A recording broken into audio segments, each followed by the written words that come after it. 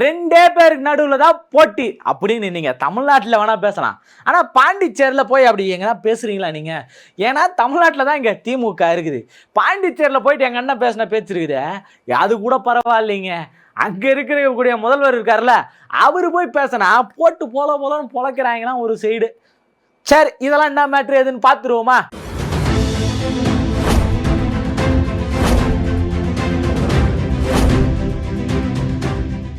வணக்கம் ஃப்ரெண்ட் டோச் மக்களே. பாண்டிச்சேரியில் வந்து பார்த்தீங்கன்னு வச்சுக்கீங்களேன், இப்போ என்டியோட கூட்டணியோட ஆட்சி தான் இருந்துகிட்டு இருக்கு. இப்போ அது முடிவுக்கு வந்து திரும்ப 9ஆம் தேதி எலெக்ஷன் போயிட்டு இருக்கு. தமிழ்நாட்டில் இருக்கக்கூடிய எலெக்ஷன் பரபரப்பை விட பாண்டிச்சேரியில் இருக்கக்கூடிய பரபரப்பு ரொம்ப அதிகமாக இருக்கு. அவங்க போட்டு பிரிபிரின்னு ஒரு பக்கம், மக்களும் பிரிபிரின்னு பிரிச்சுக்கிட்டு இருக்காங்க, அரசியல் தலைவர்களும் ஒரு போட்டு பிரிச்சுட்டு இருக்காங்க. அங்கே போன தாவேகா தொண்டர்களை என்ன பண்ணுறாங்கன்னா அடிச்சு பிரிபிரின்னு போலீஸ் ஒரு பக்கம் பிரிச்சுக்கிட்டு இருக்கு. என்ன பண்ணியிருக்காங்கன்னா, சீமான் அண்ணன் வந்து முதல்ல அங்கே போயிருக்காரு, போய் பிரச்சாரம்லாம் பண்ணிட்டு இருக்காரு. ஏன்னா இங்க எப்படி 4 முனை போட்டி இருக்கோ அதே மாதிரி அங்க 4 முனை போட்டி, இங்க 5 முனையா மாறிடுச்சு. அங்க 4 முனை போட்டி தான் நடந்துகிட்டு இருக்கு. ஒன்னு என்டிஏ கூட்டணி, இன்னொன்னு பாத்தீங்கன்னா நம்ம இந்தியா கூட்டணி, இன்னொரு பக்கம் வந்து பாத்தீங்கன்னா அண்ணன் விஜய் அவர்கள், இன்னொரு பக்கம் டிவிகே, அதாவது டிவிகேன்ற அவர் பேர் கூட வர மாட்டேங்குதுப்பா, என்டிகே நாம் தமிழர் கட்சி ஒரு பக்கம் பிரச்சாரம் பண்ணிட்டு இருக்காங்க, போட்டிடுறாங்க. அந்த போட்டியில் பிரச்சாரம் பண்ணிக்கிட்டு இருக்கும்போது வந்து என்ன ஆகுது பார்த்தீங்கன்னா, அண்ணன் சீமான் தான் பேசிட்டு போயிட்டு இருக்கும்போது நம்ம வழக்கமான அந்த விசில் அடிச்சாங் இருக்காங்க இல்லையா, அவங்கெல்லாம் என்ன பண்ணுவாங்க அப்படின்னா டிவிகேன்னு கத்துறது வழக்கம். ஆல்ரெடி ஃபாரினர்கிட்டயே போய் இவங்க டிவிகேன்னு கத்திருக்காங்க. அதே மாதிரி எங்கள் அண்ணன் சீமான் அண்ணன்கிட்டயும் இவங்க வேலை பார்த்துருக்காங்க, டிவிகேன்னு கத்திருக்காங்க அவர் பிரச்சாரம் பண்ண போகும்போது. இது வழக்கமாக நடக்கக்கூடிய ஒன்று தான். எந்த இடத்துல ஒருத்தர் பிரச்சாரம் பண்ணுறாங்க அப்படின்னாலும் அது கிராஸ் பண்ணிப்பாங்க, எதிர்க்கே கிராஸ் பண்ணிப்பாங்க. எங்கள் அண்ணெல்லாம் வந்து பார்த்தீங்கன்னா பயங்கரமாக தகு கொடுத்துருப்பாரு. சீமான் அண்ணெல்லாம் என்ன பண்ணியிருப்பாருன்னா, தமிழ்நாட்டில் போன எலெக்ஷன் அப்போ, அது 2021 எலெக்ஷன் அப்போ பார்த்தீங்கன்னா, இந்த நாட்டே வந்து பார்த்தீங்கன்னா இந்த அளவுக்கு மோசமான நிலையில் இருக்கும்ல, இது அடகு வச்சதுக்கான காரணம் யாருன்னு தெரியுமா அப்படின்னா, அந்த பக்கம் அந்த போறாங்க பத்தியில் அவங்கள தான், இந்த பக்கத்தில் போறாங்க பத்தியா இவங்க தான் அப்படின்னு. அந்த மாதிரி ஒரே நேரத்தில் 2 பேர் பிரச்சாரம் பண்ணிட்டு இருப்பாங்க. அதுக்கான வேலைகள் நடந்திருக்கும். அப்போ சமீபத்தில் கலாய்க்கிறது எங்கன்னா வழக்கமாக பார்க்குற வேலை தான். இப்படி டிவிகேன்னு இவங்க கத்தும் போது அவர் டென்ஷன் ஆகிட்டு, டென்ஷனாக என்ன பண்ணிட்டாரு அப்படின்னா, ஐயா சரிப்பட்டு வராது சொல்லி அவர் கலாய்க்க ஆரம்பிச்சிட்டாரு. என்ன டிவிக்கு போறியா, டிவிக்கு தான் போறியா அப்படின்னு சொல்லி கேட்டுருக்குறாரு. அதை கேட்ட நம்ம விசில் அடிச்சாங்க குஞ்சிங்கெல்லாம் டென்ஷனாக இருப்பாங்க அப்படின்னு நீங்கள் பார்த்தீங்கன்னா கிடையாது. அவங்க மீண்டும் டிவிக்கே யோ ஏதாச்சும் பேசினா பதிலுக்கு கருத்தியல் ரீதியாக ஏதாச்சும் பேசணும், இல்லை அண்ணன் விஜய் பற்றி தெரியுமா அப்படி எதனா பேசலாம், அவர் செஞ்ச நல்லதுகள் பேசலாம். ஆனால் இவங்க என்ன பண்ணுறாங்க அப்படின்னு பார்த்தீங்கன்னா, டிவிக்கே எது பண்ணாலும் தம்பி டிவிக்கு போகிற டிவிக்கே டேய் அதான்டா டிவிக்கே. இதே சூழலை தான் இவங்க எல்லாம் போயிட்டு இருக்காங்க. இப்படி போயிட்டு இருந்தா எதுவும் வேலைக்கு ஆகாதுன்ற நிலைமை தெரிஞ்சு போச்சு.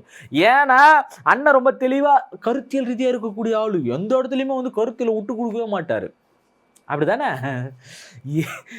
இந்த பக்கம் பெரியாரை வந்து தூக்கி பிடிக்கிறான்ற பேர்ல பிராமணத்துக்கு எதிர்ப்பு என்னைக்கு திராவிடம் இருந்துச்சு, ஆரியத்துக்கு எதிர்ப்பு திராவிடம் கிடையாது, தமிழ் தான், ஆரியம் மிஸ்ஸஸ் தமிழ் தான் அப்படின்னு சொல்லிட்டு இருந்தாரு, தமிழ் தேசியம் தான் சொல்லிட்டு இருந்தாரு. இப்ப சமீபத்துல டிசம்பர் மாசம் என்ன சொன்னாரு அப்படின்னு பாத்தீங்கன்னா, ஐயா பாரதியோட பிறந்தநாள் அன்னைக்கு பாத்தீங்கன்னா, இந்த பிராமண கடப்பாறையை கொண்டு திராவிட கட்டடத்தெல்லாம் பாலஞ்ச கட்டடத்தை இடிப்பேன் அப்படின்ற மாதிரி சொல்லியிருந்தார். இங்கே தெரியுது இவருடைய அந்த முரண்பாடுகள் எல்லாம் எந்த அளவுக்கு இருக்கு அப்படின்றது ரொம்ப தெளிவா தெரிஞ்சு போச்சு. சரி, அவருக்கு மேலேயே அவருக்கு முரண்பாடு இதெல்லாமே இருக்கட்டும். இந்த பாண்டிச்சேரியோட நிலவரம் என்ன பார்ப்போம். அண்ணனுக்கு இங்க தான் யாருமே வந்து வாய்ப்பளிக்கல அப்படின்னு பார்த்தீங்கன்னா, பாண்டிச்சேரியில் போனாலும் யாரும் வாய்ப்பளிக்கல. என்டிஏவுக்கு, அதாவது தமிழ்நாட்டை பார்த்தீங்கன்னா பிஜேபி வர்றதுக்கான வாய்ப்பே கிடையாது. ஆனால் அப்படிப்பட்ட சூழலையும் விஜய் என்ன அது நம்ம அண்ணன் வந்து அங்கங்கே அப்படி கொஞ்சம் வாக்கு சதவீதம் ஏறிட்டு வர்றாரு. சரி, எங்கே தானே அதுக்கான வாய்ப்பு இல்லை. பாண்டிச்சேரியில் பாரதியோட அந்த கட்டுக்கோப்பாக இருந்த ஒரு இடம், பாரதியோடைய இடமா இருக்கு. பாரதி அங்கே வசிச்சுட்டு இருந்தார்ல, அப்படிப்பட்ட ஒரு இடம் இல்லையா, தமிழுக்காக இருந்த ஒரு ஆள் இல்லையா. அப்போ அந்த இடத்துல அவர் வந்து பெருசாக தன்னுடைய செல்வாக்கான, அது மட்டும் இல்லாமல் தன்னுடைய அந்த அபூர்வகரமான திட்டங்கள்லாம் சொல்லி நம்மளை மீட்டெடுக்கிறதுக்கான ஒரு வேலையை அந்த இடத்துல பார்த்துருக்காருன்னு கேட்டிங்கன்னா கிடையாது. அது ஏதாச்சும் பண்ணியிருந்தா பரவாயில்ல, அவர் ஜெயிச்சு வரலாம், அதுக்கான வாய்ப்பு இருக்குது. அதுக்கான வாய்ப்பே இல்லாமல் தான் அவர் அந்த இடத்துல இருந்துக்கிட்டு இருக்காரு. அதுக்கேற்ற சூழல் தான் அங்கேயும் இருந்துக்கிட்டு இருக்கு. இப்போ சமீபத்தில் அங்கே ஆட்சியில் இருக்கக்கூடிய நம்ம என்டிஏ கூட்டணி என்ன யார் இருக்காங்க பார்த்தீங்கன்னா, நம்ம என்ஆர் காங்கிரஸ் ஒரு பக்கம், இன்னொரு பக்கம் பிஜேபி, அதிமுக, இவங்கெல்லாம் அங்கே ஒரு கூட்டணியில் இருக்காங்க. இந்தியா கூட்டணி ஒரு பக்கம், அதில் திமுக, விசிக, காங்கிரஸ் இவங்கெல்லாம் இருந்துகிட்டு இருக்காங்க. அதில் விசிக வந்து பார்த்தீங்கன்னா சமீபத்தில் திமுகவை மீறி என்ன பண்ணியிருக்காங்க அப்படின்னு பார்த்தீங்கன்னா, 3 இடத்துல வந்து போட்டி போடுறேன் அப்படின்னு சொல்லியிருந்தாங்க. அதில் வந்து இப்போ திமுக ஒரு சீட்டு மட்டும் ஒதுக்கி கொடுக்குறத சொல்லியிருக்காங்க. இவங்க வேட்புமனு தாக்கல் பண்ணியிருந்தாங்க இல்லையா 3 இடத்துல, அந்த 3 இடத்துல இருந்து வாபஸ் வாங்காமல் விட்டுட்டாங்க.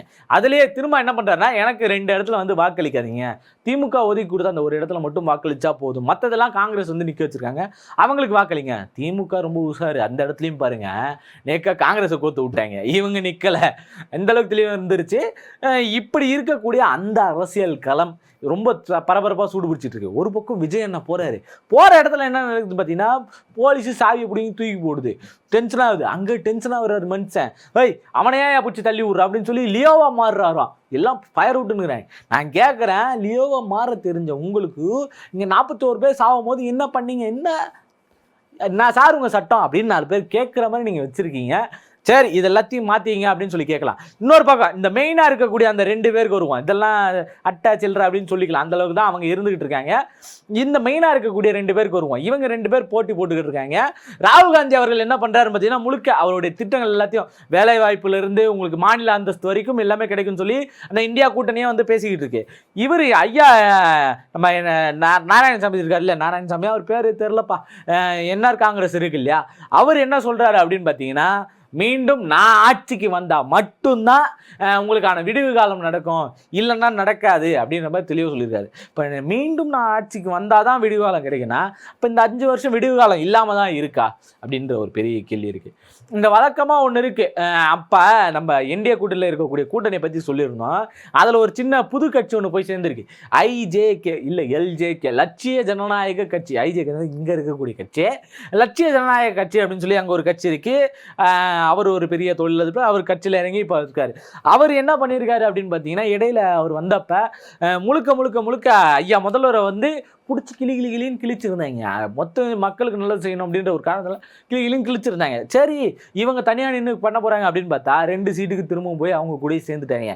இந்த 2 சீட்டுக்கு போய் சேர்ந்ததும் அது சேரும் போது அப்போ இருந்தது என்ன சொன்னார் ஐயா ரங்கசாமி, என்ன சொன்னார் அப்படின்னு பார்த்தீங்கன்னா, அவங்க உள்ளே வந்தாங்க அப்படின்னா நான் வெளியே போகிறேன், என் கட்சி வெளியே போகுது பாருங்க அப்படின்ற மாதிரி சொல்லியிருந்தார். பார்த்தா எல்லாம் ஒன்று மனமாக இருக்கும். அரசியலில் நிரந்தர எதிரியும் கிடையாது, நிரந்தர நண்பனும் கிடையாதுன்னு சொல்லுவாங்களே, அந்த கலை சூழலை வந்து பார்த்தீங்கன்னா அங்கே ரொம்ப தெளிவாக சொல்லியிருக்காங்க. இது ஒரு பக்கம் இருந்தாலும் ஐயா ரங்கசாமி அவர்கள் பிரச்சாரத்துக்கு போகும்போது என்ன சொல்கிறாங்க அப்படின்னு பார்த்தீங்கன்னா, மக்கள் இருந்து கேள்வி கேட்குறாங்க, ஐயா நீங்கள் 5000 பேருக்கு வந்து வேலை வாய்ப்பு வாங்கி கொடுத்ததா சொல்கிறீங்க, ஆனால் எங்களுக்கு யாருக்கும் வந்து வேலை வாய்ப்பு வந்து சேரலை, அது மட்டும் இல்லாமல் எங்களுக்கு வந்து பார்த்தீங்கன்னா பட்டா தரத்தான் வந்து நீங்கள் சொல்லியிருந்தீங்க, ஆனால் நீங்கள் பட்டாலாம் எதுவும் கொடுக்கல, எங்களுக்கு வந்து சேரவே இல்லை, நீங்கள் சொல்லக்கூடிய நல்ல சொல்லக்கூடிய நீங்க செஞ்சதா சொல்லக்கூடிய எதுவுமே எங்களுக்கு வந்து சேரல, நாங்க எப்படி உங்களுக்கு வாக்களிக்கிறது, அது மட்டும் இல்லாம மாநில வாங்குறேன்னு சொல்றீங்க, அதுவும் செய்யல, ரேஷன் கடைகளில் பொருட்கள் எங்களுக்கு சரியா வந்து சேரல அப்படின்னு சொல்லி அந்த அம்மா போட்டு நல்லா கேட்டு விட்டுருச்சு. அதுக்கு பதிலுக்கு அவர் என்ன சொல்றாருன்னா, எம்மா பார்த்துக்க, நான் 5000 பேருக்கு வந்து வேலை வாய்ப்பு வாங்கி கொடுத்தேன், அப்போ பாண்டிச்சேரியோட மக்கள் தொகை அவ்வளோதான் போல, 5000 பேர் தான் வேலை தேடி அலையிறாங்க, அவங்க மட்டும் வாங்கி கொடுத்துட்றாரு போல. சரி அது விடுவான். இப்போ பாண்டிச்சேரியில் 5000 பேருக்கு நான் வந்து வேலை வாய்ப்பு வாங்கி கொடுத்துருக்கேன். அதே மாதிரி அடுத்து நான் ஆட்சிக்கு வந்தால் மட்டும்தான் உங்களுக்கான விடுவு காலம் இருக்கும், இல்லைன்னா உங்களுக்கான விடுவு காலம் கிடையாது. இதுக்கு முன்னாடி இருந்த திமுக அரசு இது எதையுமே செய்யலை, நம்ம தான் இதை செஞ்சுருக்கோம், நம்மளுக்கு செஞ்சீங்கன்னா பதிலுக்கு உங்களுக்கு நடக்க வேண்டியது நடக்கும் அப்படின்ற மாதிரி போட்டு வந்ததுல உடச்சிட்டாரு. அப்போ இந்த இடத்துல என்ன நடக்குதா, மக்கள் என்ன எதிர்பார்க்குறாங்க, அந்த மக்கள் எதிர்பார்க்கறத அங்கே சரி செஞ்சுட்டாங்களா அப்படின்னு கேட்டிங்கன்னா கிடையாது. இப்போ நீ தமிழ்நாட்டில் இருக்கிற ஏன் பாண்டிச்சேரி பற்றி பேசுகிறேன்னா அப்படிலாம் கிடையாது, யார் என்ன வேணாலும் பேசலாம். உங்களுக்கு பாண்டிச்சேரியில் போனால் சிலதெல்லாம் ஞாபகம் வரும். எங்கள் அண்ணனுக்குலாம் விஜயனுக்குலாம் வந்து பனிமணி மாதா கோயில் தான் ஞாபகம் வரும். அந்த மாதிரி உங்களுக்கு பாண்டிச்சேரி போனால் என்ன ஞாபகம் வரும், அங்கே இருக்கக்கூடிய அரசியல் சூழல்லாம் என்னவா இருக்குது, அதை மீறி அங்கே யார் ஆட்சிக்கு வரதுக்கான வாய்ப்பு இருக்குது அப்படின்றத மறக்காமல் கமெண்டில் சொல்லிட்டு போயிடுங்க. நன்றி, வணக்கம்.